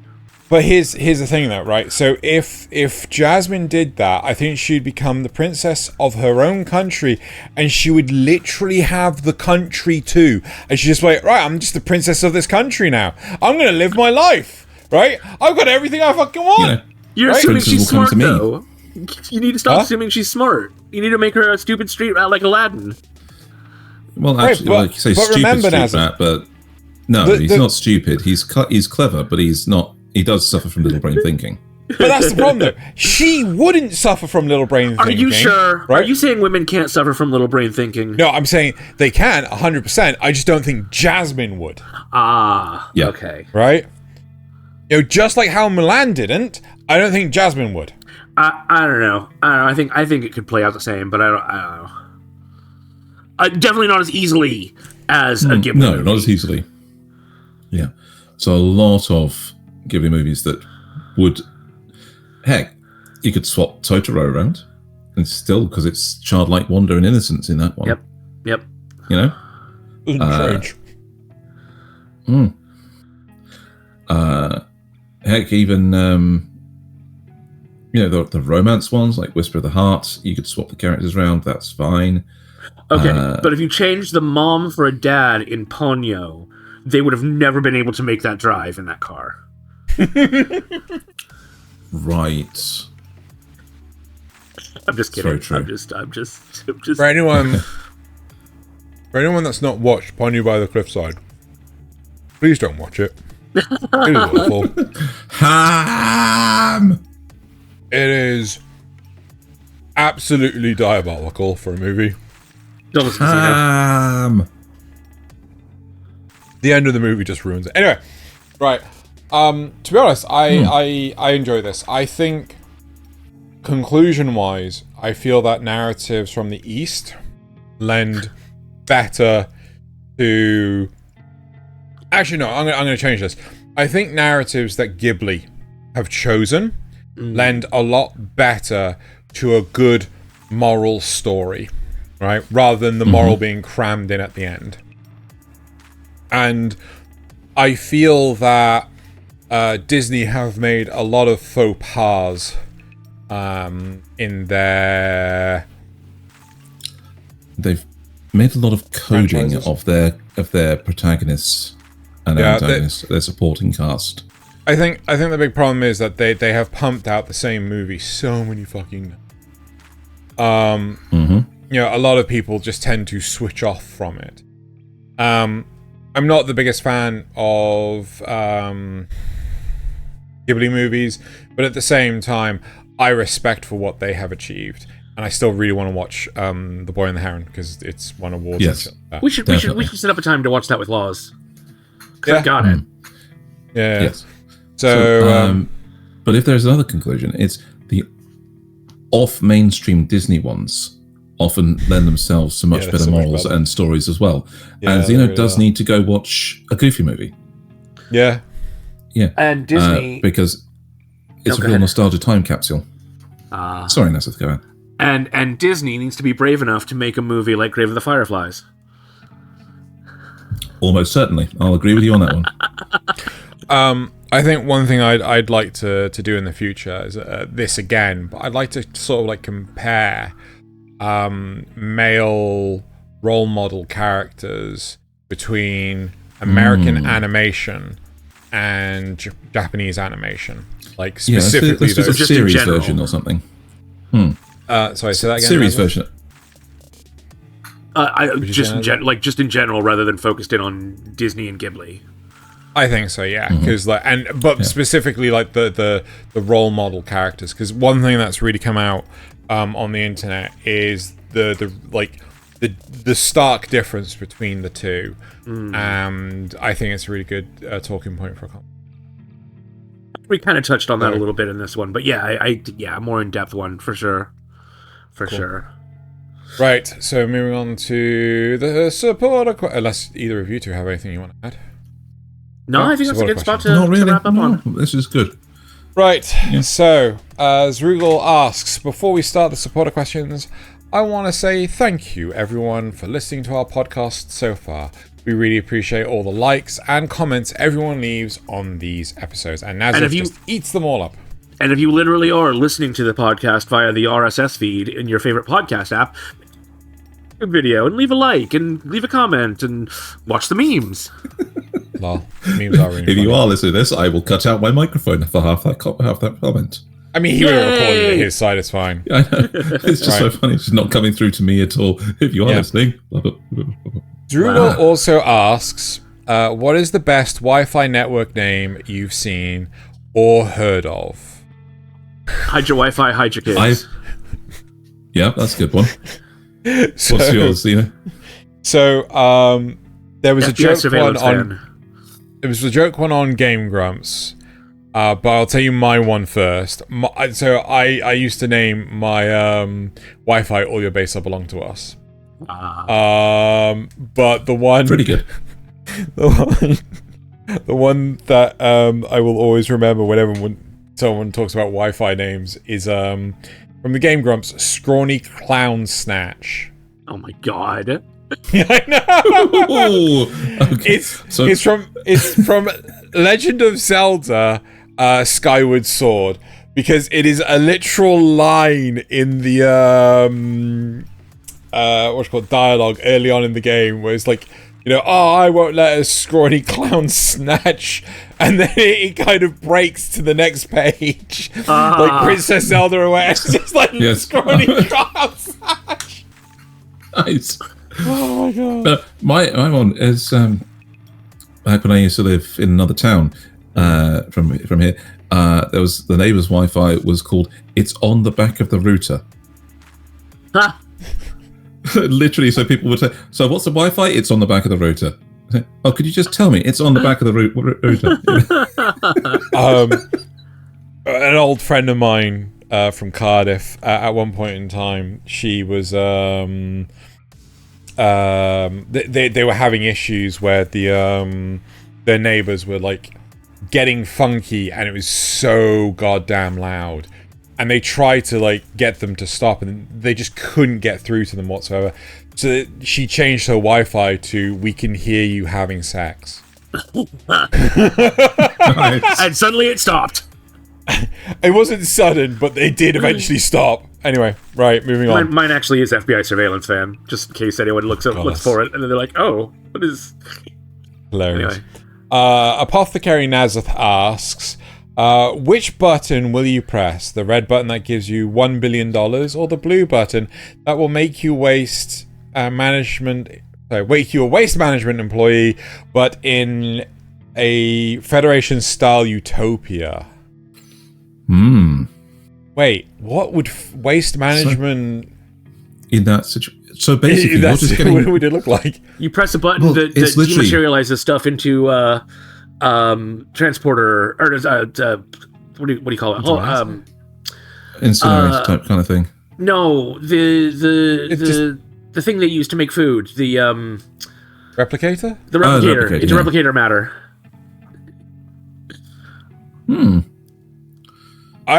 I'm not going to lie. I'm actually interested in that one. I'm interested in the blue button. Fair enough. Plus Federation-style utopia. Well, I mean, like in my downtime, I get to go on a holodeck and who cares about fantasies of being a guy. You don't need money. Yeah. But still, I think right now, rather than trying to because that would mean I'd still have a job. I think $1 billion would mean I wouldn't need a job anymore. I'd still want a job. I would still really want a job. I'd want something to do, but it wouldn't be a job. It wouldn't be a thing I'm required to do to live. I could just stop whatever I'm doing and go on holiday for a bit, whenever I felt like it. Part of me feels like I need that regiment in my life to be able to go, I need to escape from this. So and again, not being in charge of things, anyway. Yes. Rick Hughes plus coffee equals encrypted. Wait, Nasuth, did you say what you were going to pick? Oh, I would take the Federation-style utopia, just because, Yeah. Fair enough. Rick Hughes plus coffee equals encrypted. If you had the ability to write a self-learning program that prevents all computer programs from causing harm to computers and or data, but opens up all data to be reviewed by every person on Earth, would you do it? No. I would not. Oh, we have proven over time that it's not the lack of information that makes people stupid. It's the echo chambers of finding information that mimics what you think is real that makes you stupid. There'd be no good reason to open up all data to everyone on Earth, even at the price of making never be possible to harm anyone through that data. I think the big thing is Rick Hughes is trying to get at my my anime list to see what my raunchiest things are that I've seen, and that's publicly accessible. Rick Hughes, you can. I'm pretty sure we link to our Anime Planet profiles. I don't have one, so. But yeah, no, I do believe privacy is an important facet. So I just realized it screwed up Thaylien's name because it has brackets around it. It has double brackets around it. Yes. Right. So it just vanished. So it should be bogus skill Thaylien, but. Duly noted. Right, so Bogus Skill Thaylien asks, with a wave of my wand, all three Kanpai Cast presenters are gifted with musical talent. Who is the lead singer? What instrument or instruments does each of you play? And what is your new band name? I'm gonna say Thalien's lead singer I always wanted to learn saxophone. I play the triangle. Ooh. And no, but you'll be musically gifted, Nasuth. You can play anything. You don't have to just play the triangle. Fair enough. And what's the band name? Kanpai Cast band. No, I have a good one from Gumby, who replied to me directly after that question was asked. Okay. It says, Xeno on vocals and guitar, Thaylien on bass, Nasuth on drums, and the name is It's Called a Fucking Chicken Sandwich. Yeah. Thank you, Gumby. I mean, I did pick percussion. I just picked triangle. Oh my god. You can have a triangle and drums. It'd be awesome. Flugelhorn. I'll do a flugelhorn. What the fuck is a flugelhorn? I believe it's an actual instrument. I'm pretty sure I'm thinking of the right thing. It is. It's a Swiss version of a hunting horn. Oh, okay. Right, so Bogus Skill Thaylien also asks, on the Kanpai Cast Discord recently, Thaylien pitched the idea of a new Gundam series, but themed as Demon Lord 3099 Gundam King. What other shows can you think of? What other shows can you think of would be amazing to see the characters wake up in their own Gundam series variant? Okay. I probably should have been a that in that sentence. Yeah, I kind of feel that. Right. One of the shows can you think of that would be amazing to see the characters wake up in their own Gundam series variant? Kobayashi's Dragon Maid. Oh, damn straight. Chainsaw Man. Yes. And Kill la Kill. Darling in the Franxx. Almost a mecha anyway. Nier Automata. Darling in the Franxx. It's a Gundam show anyway. No, it's not. It's a big mecha show. Stop! Don't pretend. Gurren Lagann? That's a big mecha show as well. Patlabor? No, we need. Well, if Patlabor actually went ahead a few hundred years and turned into a Gundam, I would actually like that. Evangelion. Wait, what do you mean actually? Yeah, I think that would actually be good. Patlabor's amazing. Take that back. Because Patlabor's good, that show would be that going into the future and making it a Gundam would actually be good as well. Oh, Ranma, yes. Anyway, right, should we move on Pokemon. to the comments? Pokemon. Every single Pokemon is now a Gundam. That would be hilarious. Isn't that just Digimon? Pretty much. Right, moving on to the comments. So, first of all, we have the news comments. And Strombus Shell says, news and bacon.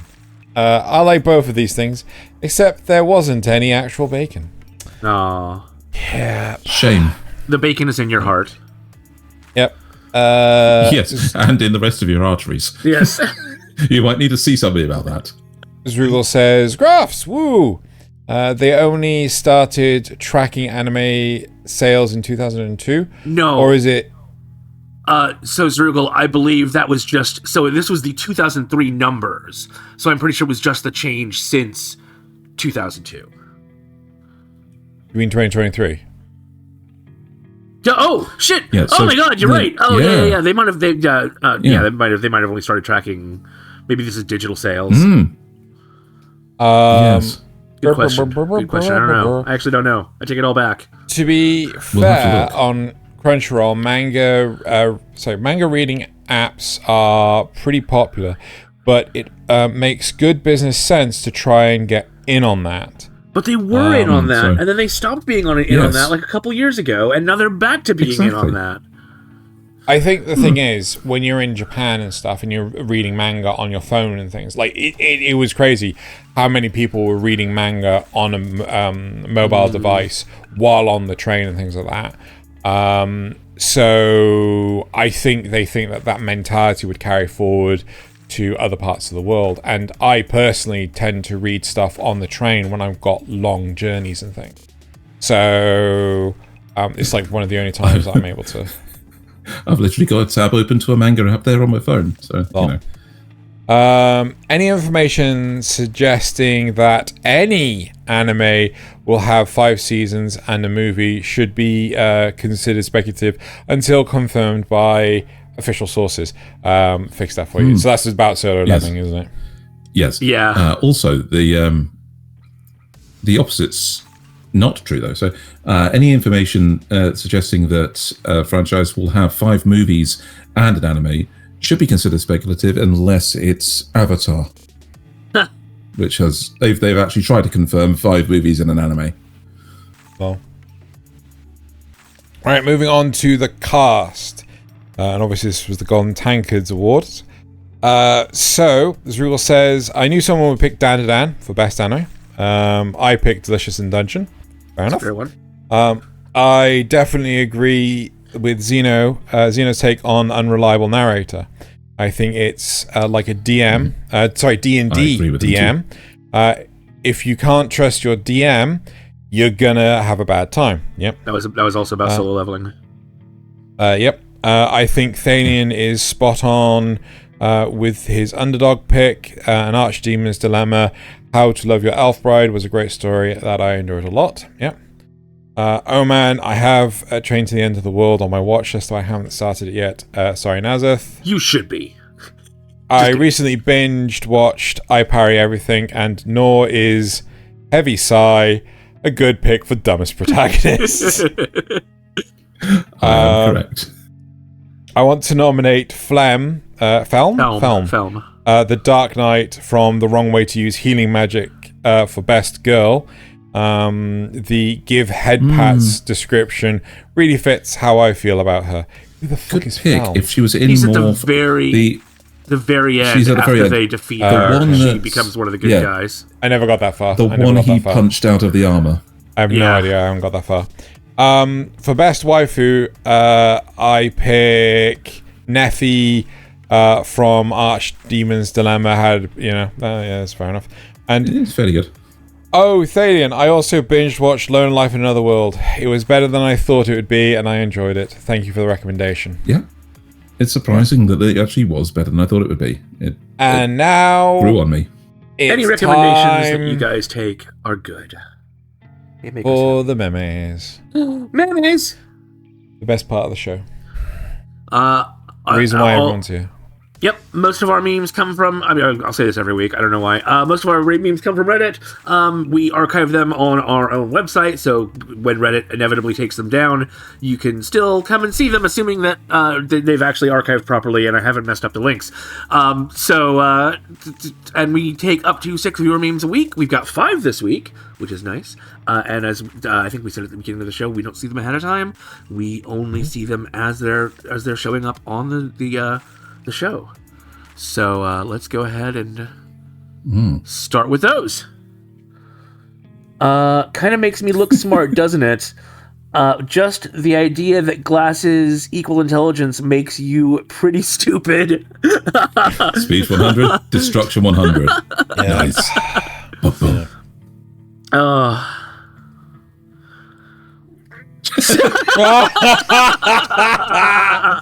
Oh, Studio Gimli. Oh my goodness. How poignant that one is. Can't you do something about your superiority complex? But I am superior. Is that brave? I love that YouTube is dead on the side there. Oh my god, I didn't notice that one. But I am superior. Toxic masculinity is a myth created by women to stop you from becoming Vegeta. Prince of all Saiyans. Oh god, yes. Anime titles then. Dragon Ball Z, Naruto, Bleach, Fullmetal Alchemist. Anime titles now. The time I got rejected by my refrigerator, then my ugly dog ate my homework and I was sent to a strange world as a pair of my little sister's panties. Yep. Yeah. Accurate. 100% lore accurate. I'm also seeing some spicy memes for you guys this week. Is that actually...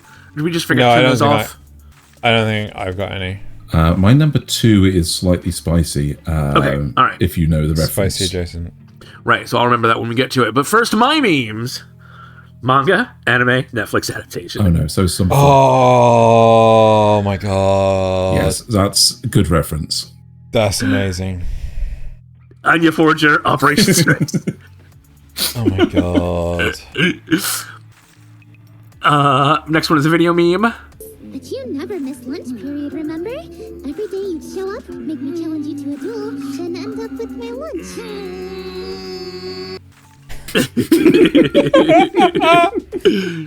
That's competitive mode peeing. Yep. Your Honor, my client is clearly innocent. There were no proper witnesses to see what he did to the comatose red-headed girl. Another thing is that he probably accidentally squirted mayonnaise on his hand while making a sandwich and didn't wash his hands before he visited her. Better call Saul for that one, Shinji. 20-year-old people in Europe who already quit drinking, 21-year-old people in America finally enjoying their alcoholic drinks, 21-year-old people in Australia who've been drinking for 8 years. 9 years, but yes. 9 years, Yes. sorry, 9 years.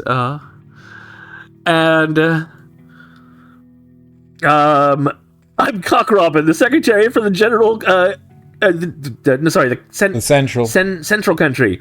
You are named after your mother's favorite thing. I guess she really loved roosters. She sure did, son. She sure did. Have either of you started watching Promise of Wizard? Nope. It's not on my list, It's so... the first shoujo I've watched since Escaflowne. So. Wow. All right. So I do actually have 2 mildly spicy memes, 2 and 4, Nasuth. If that's, 2 and 4, all right. Yes. I did exercise and I lost hairs. You did it and you became more handsome. That doesn't seem fair. True. An oldie but a goodie. Yep. True. So here's the spicy one. Squid Games before and after. Oh no! Okay. If you know, you know. Nazis, you're fine. You're I'm fine. I'm glad I don't know this one. You're I see fine. Josuke there in the background. Why is Josuke in the background? It's a JoJo reference.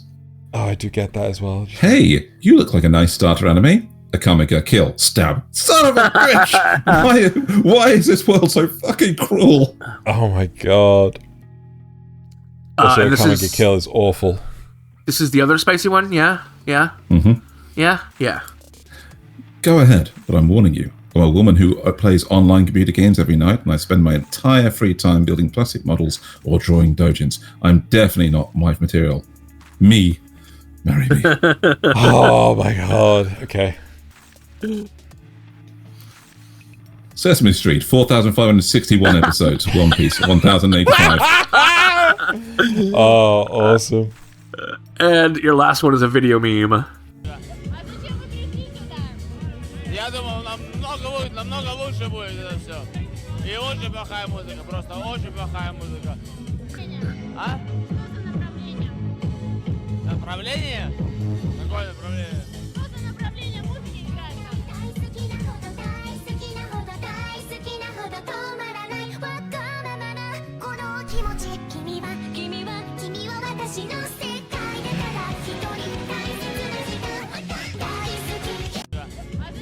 Oh, that's traumatizing. I'm so happy. Moving on to That's Xenos. traumatizing. I'm gonna play that again because I didn't hear it. Are you freaking kidding me?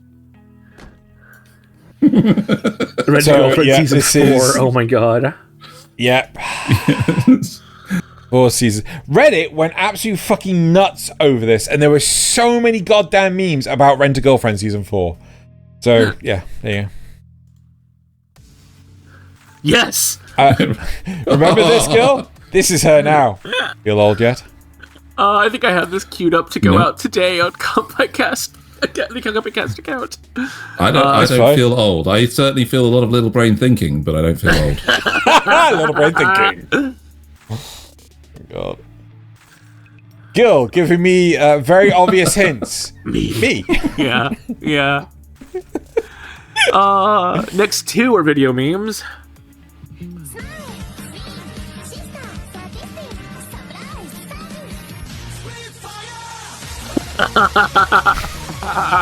Nice.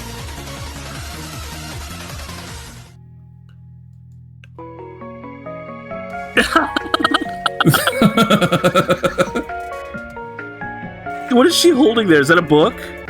It's a grimoire.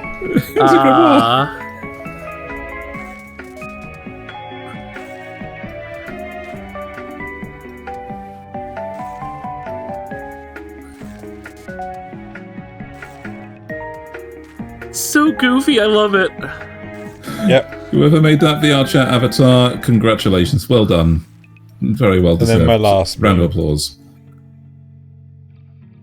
Grandpa, I need some advice. Did you ever have a crush on an older woman?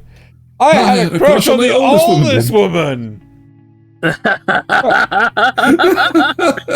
Not wrong. Yep. Not wrong. Yeah. At least she's You not and a me both, 5,000-year-old Grandpa. lolly. Am I right? You and me both, Grandpa. Yep. Who? Who's the 5,000-year-old lolly? It's just an anime trope. 5,000-year-old lolly. At least she's not a 5,000-year-old lolly. Okay, fair enough. Right, well, that is it. It's the end of the episode. Thank you very much, everyone, for coming, watching, listening, and all that shenanigans. Next week, I think we're having the 3-episode rule. I think so. Yeah, I think so. And now it is time to bottoms up and Kanpai! I'm out. No. Yep, I'm out.